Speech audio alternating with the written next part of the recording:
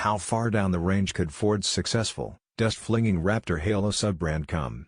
That's been a question on our minds recently as we peruse the Ford stable and look for potential candidates.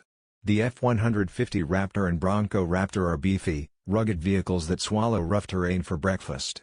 Is there anything else Ford has on hand, or on deck, that could meet the Raptor criteria? We don't think an Explorer Raptor is necessarily imminent, but we also were curious what Ford's large three-row crossover might look like with a Raptor treatment. And we took things in a slightly different direction than you might expect. You see, the Explorer is also assembled in China, and it just got a very handsome facelift that takes it more upscale than our comparatively run-of-the-mill U625 Explorer. And the off-road themed Timberline version, with a unique front fascia, is even more striking. So we used a mashup of both as a base for our hypothetical American market Explorer Raptor. Speaking of the Timberline trim, it does show Ford's interest in probing the adventure/soft roader potential of its crossover SUVs like the Explorer and Expedition.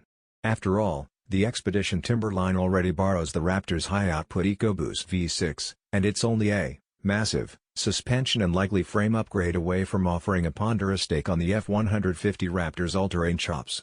And the Expedition is D3 based, too, giving it a leg up as a body-on-frame option. The Explorer, of course, isn't body-on-frame. It's CD6 based, a rear-drive derived unibody frame that traditionally is frowned upon as a basis for a real rugged off-roader. But consider the Jeep Grand Cherokee line, including the current WL, which is based on the Alfa Romeo Giorgio platform. It's flexible enough to be beefed up to be a legit off-road machine, albeit not quite as capable as a Wrangler. I don't think anyone would doubt that if Jeep threw some development dollars at the WL's unibody, and reinforcements in key places, it could be a credible desert cruising dirt missile. Same goes for Ford.